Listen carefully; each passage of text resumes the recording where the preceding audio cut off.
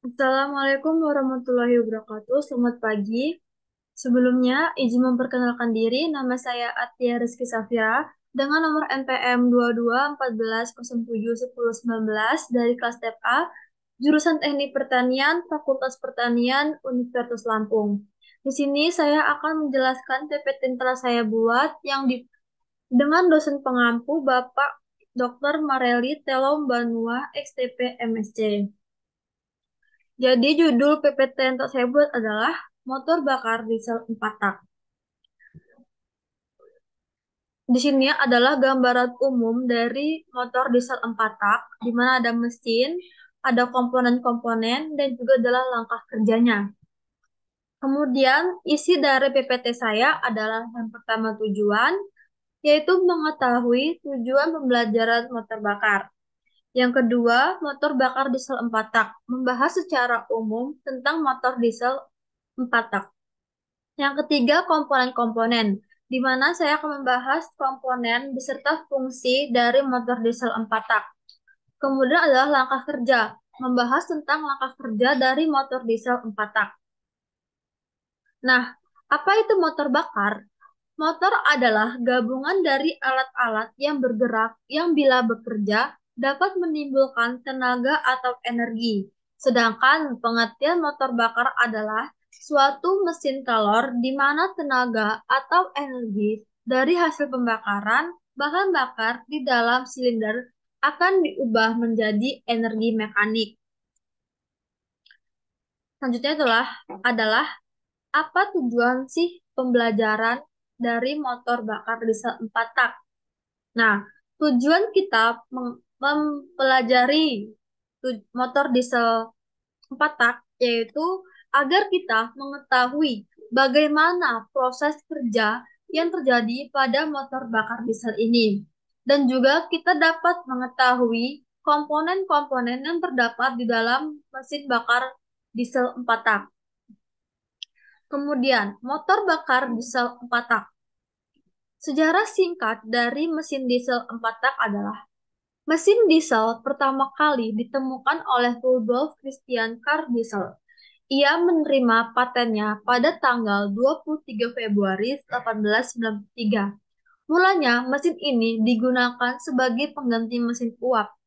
Sejak tahun 1910, mesin diesel digunakan untuk kapal laut, lokomotif, pembangkit listrik, dan peralatan berat lainnya. Nah, motor diesel, motor bakar diesel.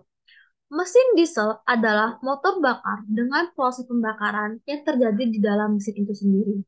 Internal combustion engine dan pembakaran terjadi karena udara murni dimampatkan atau dikompresi dalam satu ruang bakar silinder sehingga diperoleh udara bertekanan tinggi serta panas yang tinggi.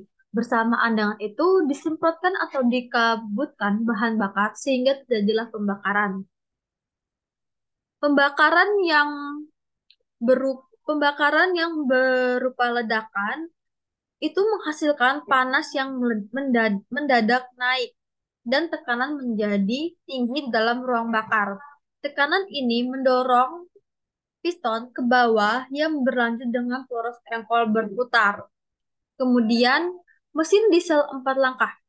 Mesin diesel 4 langkah adalah motor yang menyelesaikan satu siklus dalam 4 langkah, torak atau 2 kali putaran poros engkol. Jadi, dalam 4 langkah itu telah mengadakan proses pengisian, kompresi, dan penyalaan, ekspansi, serta pembuangan. Titik paling atas dapat dicapai oleh gerakan torak yang menyelesaikan satu siklus.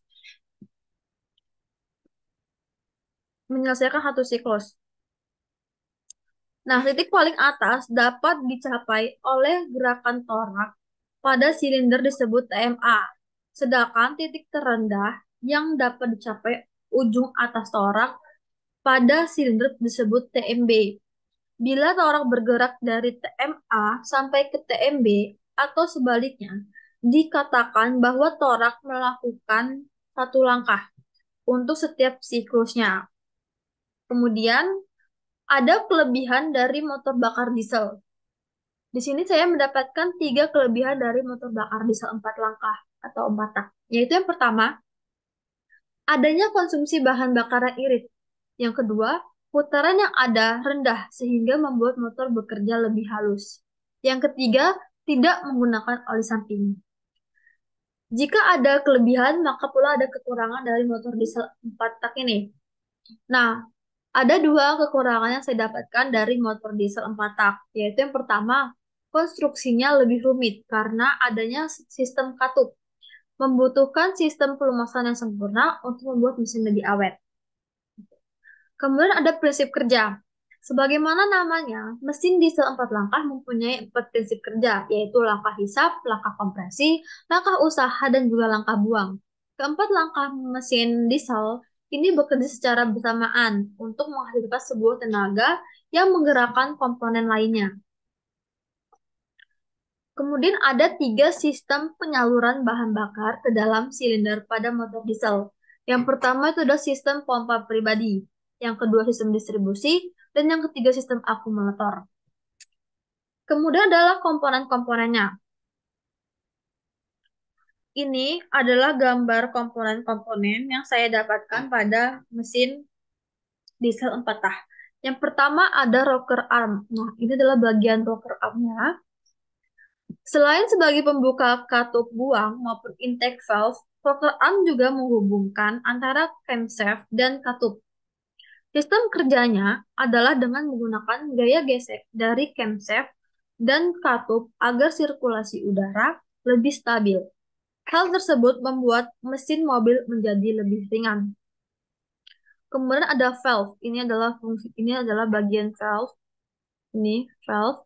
Nah, valve atau katup adalah salah satu komponen yang umum ditemukan pada mesin, termasuk mesin mobil.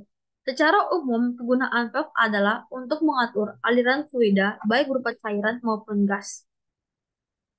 Kemudian ada camshaft.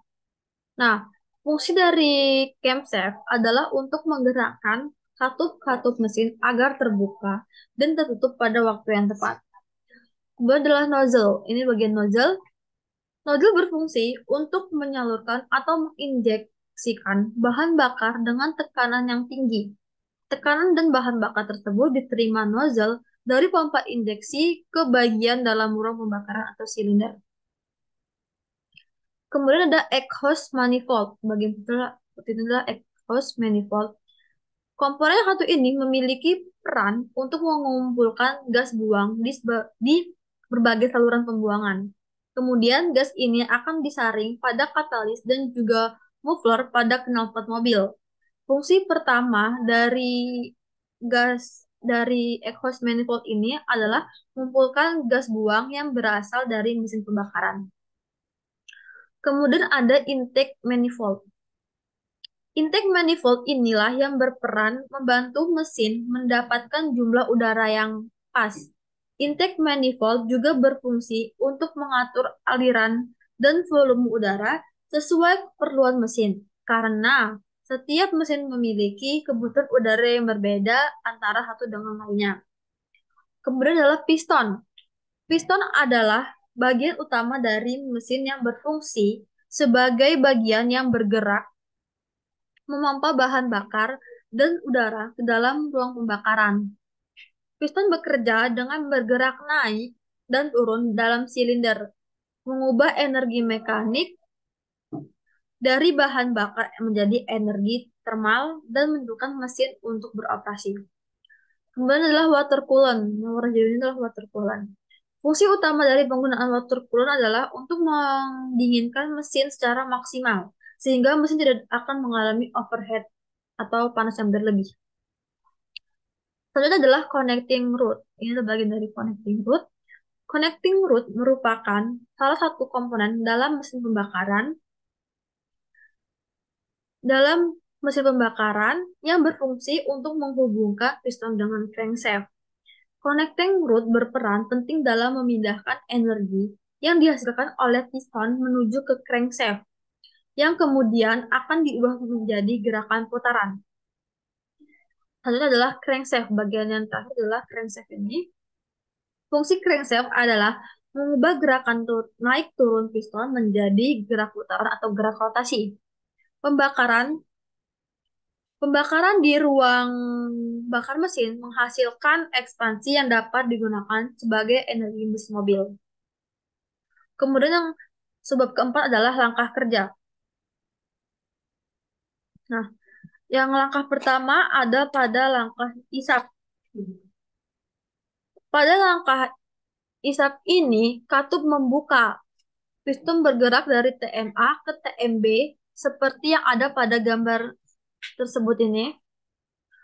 Kemudian, pi- jadi piston engkol itu memutar 180 derajat, sementara tekanan dalam silinder akan menjadi rendah.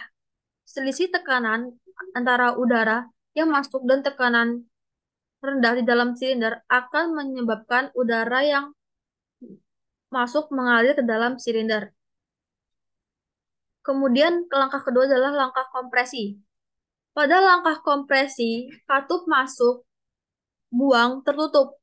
Piston bergerak menuju menuju ke atas seperti yang ditunjukkan pada gambar langkah kompresi ini.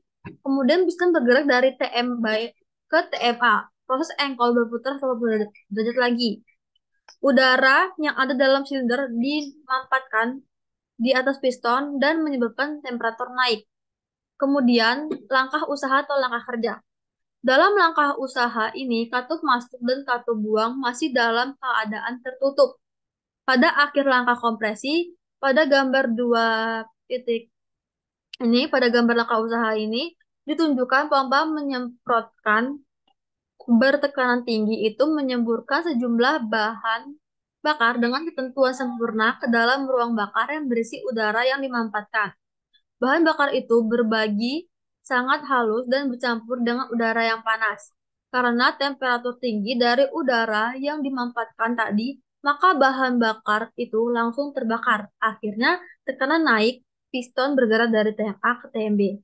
Yang terakhir adalah langkah buang. Pada akhir langkah katup, pembuangan membuka.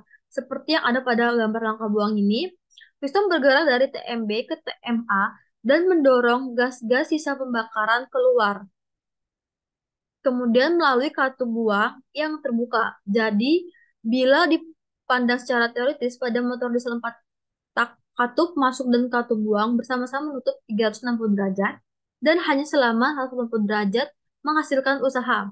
Semakin banyak silinder sebuah motor, maka langkah usaha akan semakin banyak setiap 720 derajat atau 2 putaran. Kemudian proses pembakaran. Pada pembakaran mesin diesel tidak menggunakan busi pijar untuk penyalaannya, namun memanfaatkan panas ruang bakar hasil kompresi. Oleh karena itu, pada mesin diesel memiliki kompresi yang lebih besar dibandingkan mesin bensin. Dengan tingginya tekanan kompresi, maka efisiensi panas yang dihasilkan oleh mesin diesel juga tinggi sampai dengan 50%. Nah, jenis kendaraan motor diesel 4 tak ini ada Toyota Fortuner, Pajero Sport, Toyota Land Cruiser PX VVR 80, Panther, Toyota Kijang Innova, dan terakhir Honda All New CR-V Diesel. Kemudian pada mesin diesel itu ada emisi. Nah, emisi gas buang pada mesin diesel umumnya sama dengan emisi gas pada mesin bensin. Hanya saja porsinya yang lebih sedikit atau kecil. Senyawa-senyawa emisi gas buang dari mesin diesel yaitu HC, CO, dan NOx. Senyawa-senyawa tersebut bersifat racun, dan apabila udara tercemar oleh senyawa-senyawa tersebut dan bereaksi dengan oksigen, dapat mengganggu kesehatan manusia. Emisi lain yang dihasilkan oleh mesin diesel adalah asap hitam. Pada mesin diesel, asap gas buang yang dikeluarkan dari knalpot dapat dilihat secara visual dengan jelas. Asap yang sangat hitam atau pekat menunjukkan proses pembakaran yang kurang sempurna. Asap hitam yang dihasilkan mesin diesel dapat mengganggu pandangan mata dan kesehatan manusia. Pengukuran kepekatan gas buang atau opasitas dinyatakan dalam presentasi persen. Kemudian, emisi pada mesin diesel. Permasalahan emisi gas buang dapat diatasi dengan cara meningkatkan kualitas bahan bakar yang digunakan. Kualitas bahan bakar yang baik dapat membuat proses pembakaran menjadi lebih sempurna. Proses pembakaran yang sempurna dapat menghasilkan tenaga yang optimal dan emisi gas buang yang lebih baik. Karena senyawa-senyawa emisi pada mesin diesel porsinya lebih kecil dibandingkan dengan mesin bensin, maka pengujian gas buang pada mesin diesel lebih diutamakan pada pengujian kesepakatan gas buang. Hal ini dilakukan mengingat gas buang pada mesin diesel terkandung zat karsinogen yang dapat menyebabkan kanker. Jadi, itu saja yang dapat saya sampaikan pada materi mesin diesel 4 tak ini. Saya kurang lebihnya saya mohon maaf. Saya akhiri. Wassalamualaikum warahmatullahi wabarakatuh. Selamat pagi dan sampai jumpa.